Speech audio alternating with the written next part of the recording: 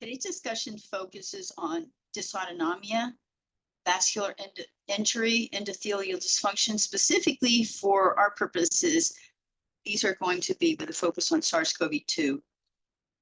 I have no conflicting interests or affiliations. Here are our learning objectives. We're going to look at autonomic nervous system physiology briefly. We're going to discuss subgroups of dysautonomia. What is POTS, postural orthostatic syndrome, and what is not POTS. We're going to review testing, assessment, and primary treatment options for POTS. And then we'll switch topics just a little bit, and we'll go to the mechanisms of vascular injury in SARS-CoV-2 and some avenues of treatment for endothelial injury. This is a schematic overview of the many functions of the autonomic nervous system. The autonomic nervous system is the peripheral arm of the nervous system. The autonomic nervous system regulates automatic bodily functions vital for survival, which connect your brain to vital organ systems. The three branches of the autonomic nervous system control pupillary dilation, secretion glands, lung compliance, the cardiovascular system activities such as heart rate variability, blood pressure control, peripheral constriction or not, digestion, including motility and digestive enzyme secretion, immune system by regulating the innate and adaptive immunity. It moderates cytokine production and activity, and cytokines are the signaling proteins of the immune system that may either increase or calm inflammation. The autonomic nervous system additionally directs hormone secretions. There are three divisions. The sympathetic nervous system is activated by stress. The primary neurotransmitter of the sympathetic nervous system is norepinephrine. This is the activating arm of the autonomic nervous system. The parasympathetic nervous system is the anti-inflammatory arm of the autonomic nervous system. It tends to conserve and restore physiologic function. It's calming. The primary neurotransmitter for the parasympathetic nervous system is acetylcholine, which is secreted by pre and post cholinergic fibers, which becomes very important when there is an injury. The enteric nervous system interacts with both the sympathetic nervous system and the parasympathetic nervous system. Together, they all work in concert to inhibit, permit, and coordinate gastrointestinal motility. It's responsible for managing digestion, secretion of acids, digestive enzymes, motility, nutrient absorption, and elimination. And the enteric nervous system interacts with the immune system via the gut-associated lymphoid tissue, which is approximately 70% of the immune tissue. It's vital and immune and often impacted by SARS-CoV-2 due to the abundance of ACE2 receptors in the brush border of the small intestines. SARS-CoV-2 has been shown to inhibit goblet cells, decreasing protective mucins, thereby inducing apoptosis of intestinal lining and enterocytes, which are responsible for terminal digestive enzymes and absorption. Super important when you come to the patient who is possibly nutrient deficient, may play a part in our long haul scenario. This is our autonomic nervous system, controlled by the hypothalamus, comprised of neurons, nuclei, ganglia, ganglial cells. They protect the nervous system, control the chemical balance, coat neuronal axons with myelin. There's orthostatic hypotension, which is a decreased blood pressure within 3 minutes of standing, to be distinguished from POTS, which is a hypotension that occurs from 5 to 10 minutes and associated with tachycardia. So some of the symptoms of autonomic nervous or autonomic-like dysfunction result from inappropriate release of neurotransmitters, norepinephrine and epinephrine from the sympathetic nervous system, and or too little release of acetylcholine from the parasympathetic nervous system. So here are some POTS subgroups. There's neuropathic POTS, which is an autonomic neuropathy associated with damage to the myelinated and unmyelinated small fiber nerves. These regulate the constriction of blood vessels in the periphery and the abdomen, and it is associated with acetylcholine deficiency, leading to reduced venoconstriction, venous pooling, which is going to lead to some of the symptoms we'll look for. Neurally mediated hypotension is seen in a variety of conditions, infections such as HIV, Lyme, Hep C, of course, SARS-CoV-2, immune-mediated conditions such as fibromyalgia, lupus, Ehlers-Danlos, and toxic exposures for organophosphates, pesticides, industrial chemicals, chemotherapy, vaccines, and neurological conditions such as Parkinson's. Hyperadrenergic POTS is associated with inappropriate release of norepinephrine, leading to elevated blood pressure and tachycardia rather than decreased blood pressure. Hypovolemic POTS, obviously due to low volume state and/or anemia, and secondary POTS is associated with conditions known to potentially cause neuropathy, such as post-viral illnesses, Lyme disease, autoimmune disease, such as lupus, Sjogren's, toxic exposures. Some conditions associated with dysautonomia. This slide is courtesy of one of the foremost experts in POTS, Dr. Peter Rowe. He lists an array of systemic pathologies associated with autonomic nervous system dysfunction, either causing or in association with orthostatic intolerance. I'll let you take a look at this for a minute. It's a slide worth coming back to again. So diagnosis and clinical assessment of dysautonomia. The gold standard for diagnosis of POTS is a tilt table test optimally performed by a cardiologist. However, when not immediately available or affordable, clinicians may do what's called the poor man's tilt table test in the office. You would have your patient lie quietly on a table for 5 or 10 minutes, then have them standing still and measure heart rate and blood pressure in 5 minutes and then again in 10 minutes. It's important that they stand still because patients with autonomic dysfunction tend to shift to produce constriction in the blood vessels to help support blood pressure, but you want them to stand still if possible. To clinically assess your patient for orthostatic intolerance, ask them about their ability to stand still. For instance, can they stand for prolonged periods to prepare meals or to wait in line? Are they heat intolerant? Notice their posture during your interview, whether sitting or standing. Those with intolerance will have, they'll prefer to recline.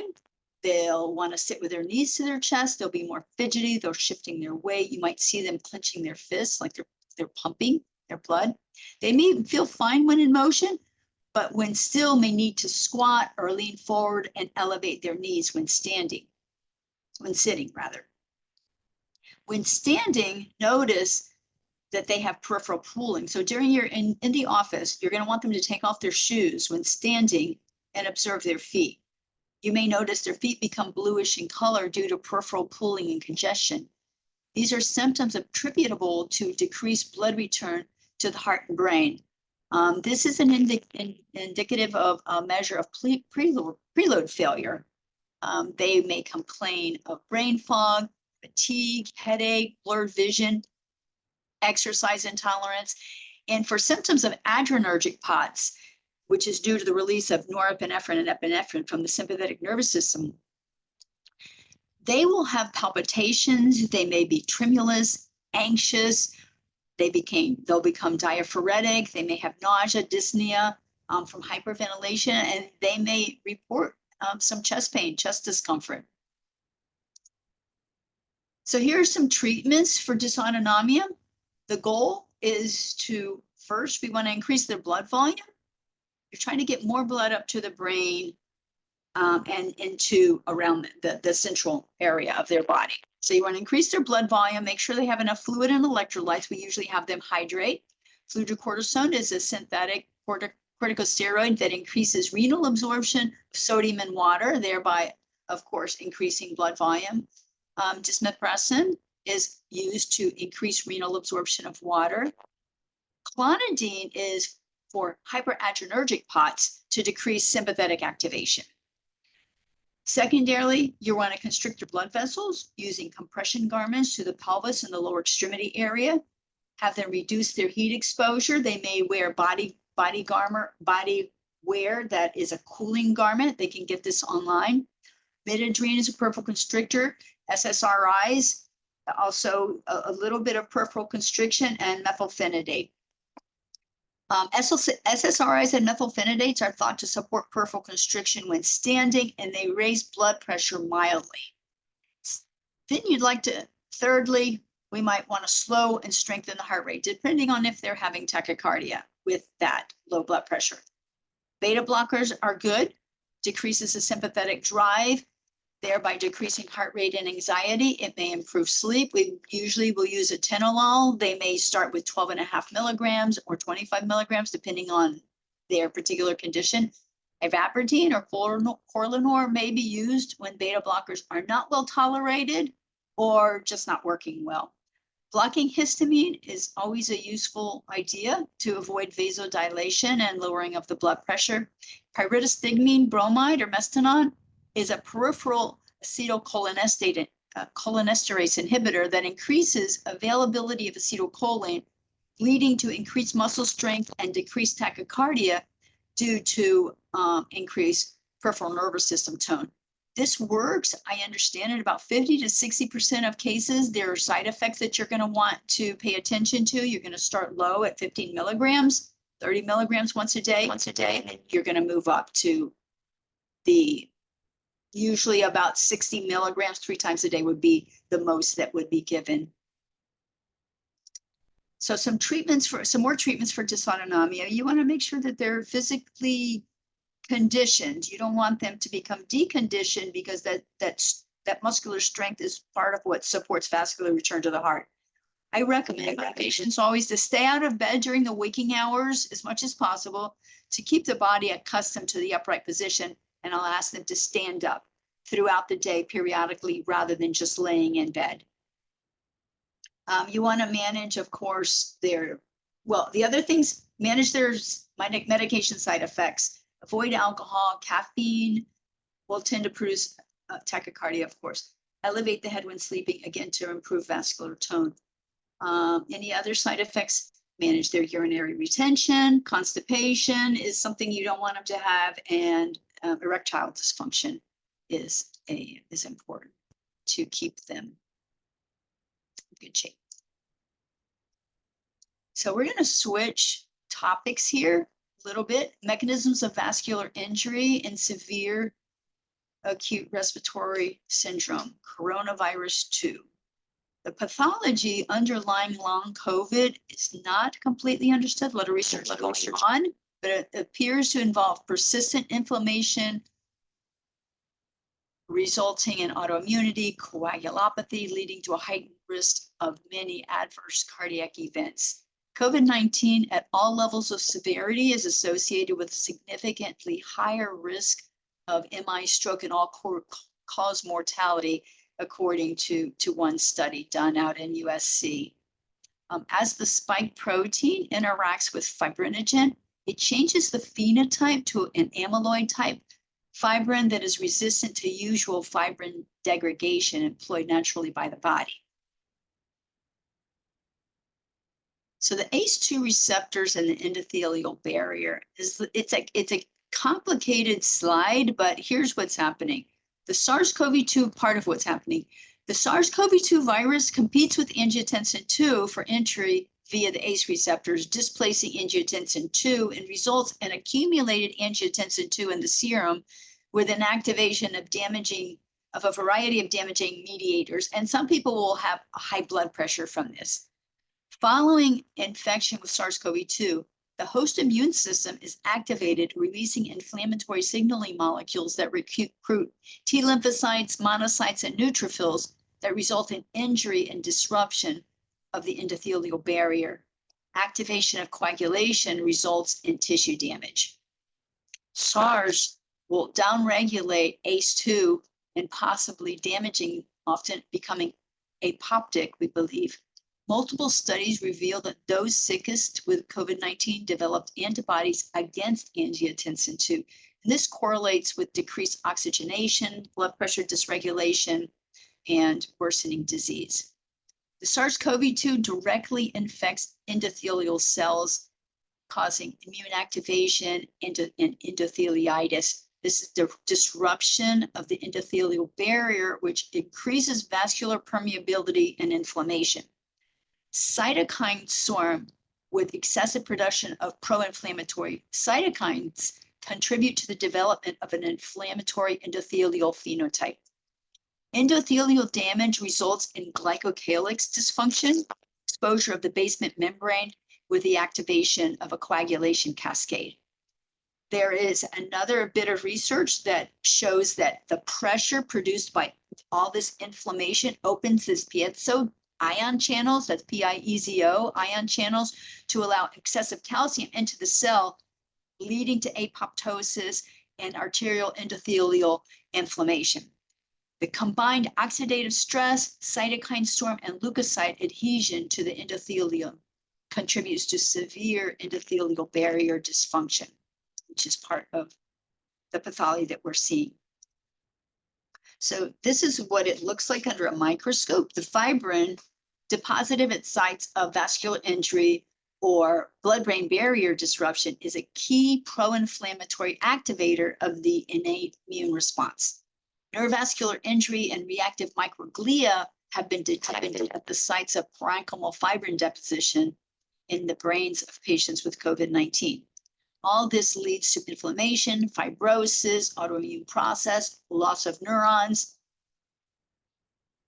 worsening the coagulation phenotype, making those exposed to SARS-CoV-2 more susceptible to both cardiovascular events and, unfortunately, neurodegeneration.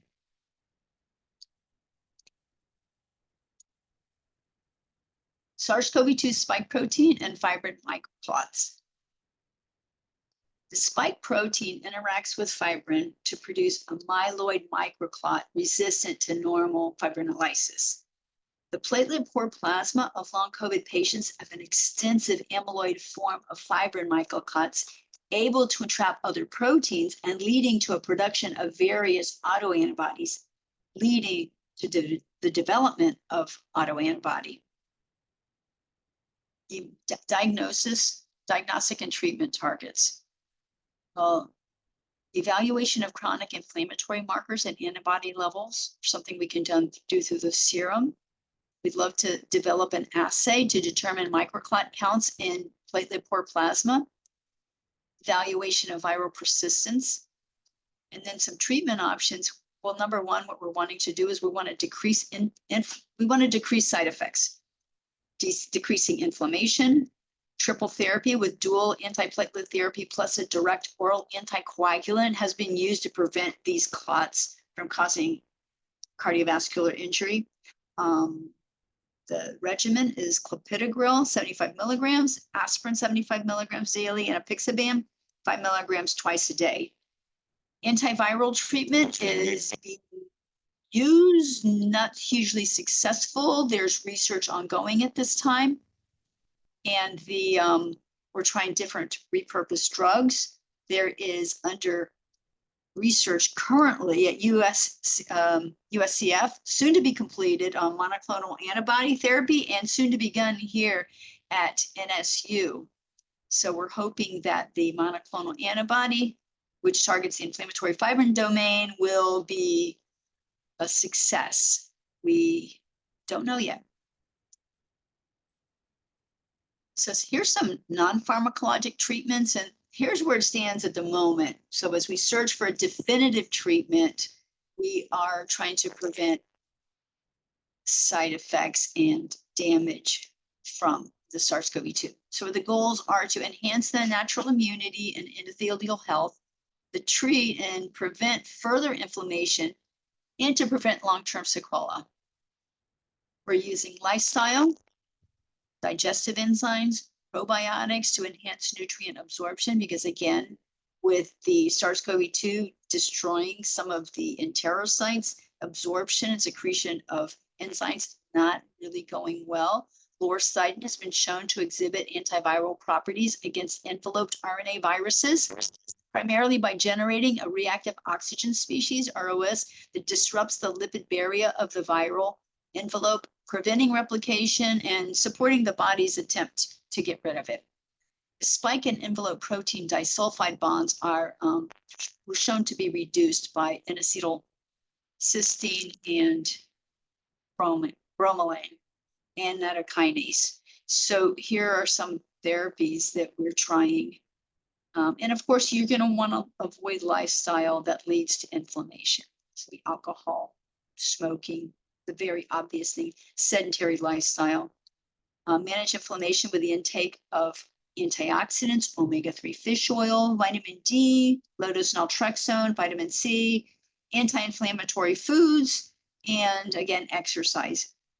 We're using lumbar kinase and nattokinase, fish oil, and aspirin to inhibit the clotting cascade and support endothelial cell integrity and glycocalyx, and enhance nitric oxide with various supplements. Arteriosul, astragalus, berberine, alpha lipoic acid have been shown to have benefits to support the endothelial lining, and it also offers a modest decrease in blood pressure.